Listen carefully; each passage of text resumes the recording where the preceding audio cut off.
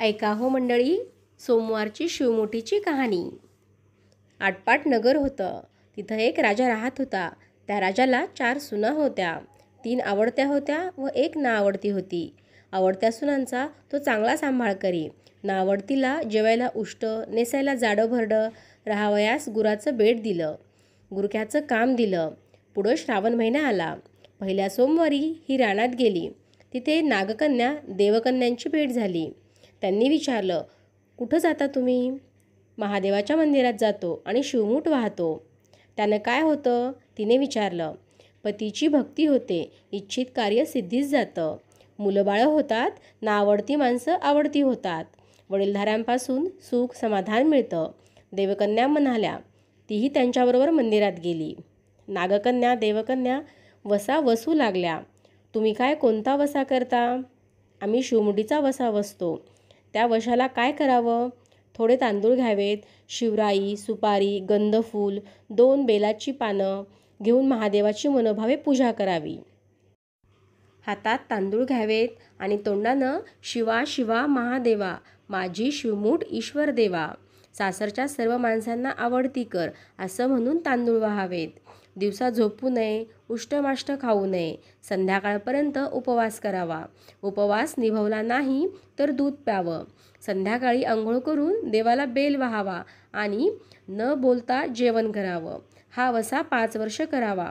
पहिल्या सोमवारी तांदूळ, दुसऱ्या सोमवारी तीळ, तिसऱ्या सोमवारी मूग आणि चौथ्यास जव आणि 5वा आला तर 7 शिवमुठीसाठी घेत जावेत। पहिल्या सोमवारी सगळं साहित्य नागकन्या देवकन्यांनी दिलं आणि दुसऱ्या सोमवारी हिला घरून आणावयास सांगितलं। त्या दिवशी हिने मनोभावे पूजा केली, सारा दिवस उपवास केला।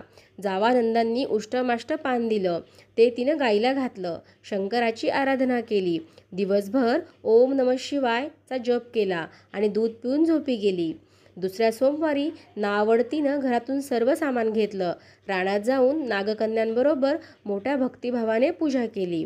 शिवा शिवा महादेवा, माझी शिवमूठ ईश्वर देवा, सासू सासऱ्यांना, दिराभावांना, नंदाजावांना, माझ्या पतीला मी नावडती आहे, तर मला आवडती कर देवा, असं म्हणून तीळ वाहिले। दिवसभर उपवास केला, रात्री दूध पिऊन झोपी गेली। सासऱ्यांनी विचारलं, तुझा देव कुठं आहे? नावडतीनं उत्तर दिलं, माझा देव फार लांब आहे, मार्ग काट्याकुटांचा कठीण आहे, साप वाघ आहेत, तिथं माझा देव आहे। तिसऱ्या सोमवारी पूजेचं सामान घेऊन देवाला निघाली, तेव्हा तिच्या मागोमाग घरातील सर्व माणसं निघाली।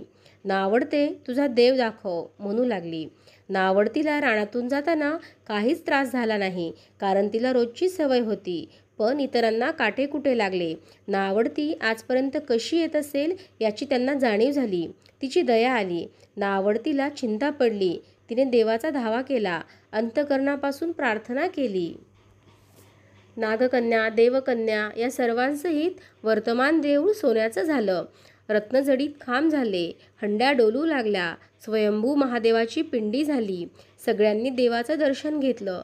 नावडतीनं नेहमीप्रमाणे भक्तिभावाने पूजा केली, मनोभावे प्रार्थना केली व मूग शिवाला वाहिले। राजाला मोठा आनंद झाला। नावडतीवर प्रेम वाढलं, तिला दागिने दिले। राजा खुंटीवर पागोटं ठेवून तळ पाहायला गेला। नावडतीची पूजा झाल्यानंतर सगळी माणसं बाहेर आली। इकडे देऊळ अदृश्य झालं। पागोटं घेण्यासाठी राजा देवाजवळ गेला। तिथे एक लहान देऊळ, एक छोटी पिंड होती। आपण केलेली पूजा, खुंटीवर पागोटं आहे। तेव्हा त्यांनी सुनेला विचारलं, हे कसं काय? माझा गरिबाचा हाच देव, मी देवाची प्रार्थना केली, त्यांनी तुम्हाला दर्शन दिलं, सुनेमुळे देव भेटला, म्हणून तिला पालखीत घालून घरी आणलं, शिवमुठीचा वसा वसला, म्हणून ती नावडतीची आवडती झाली। जसा तिला शंकर प्रसन्न झाला, तसा तुम्हा आम्हा सर्वांना हो। ही 60 उत्तराची कहाणी 5 उत्तरी सुफळ संपूर्ण।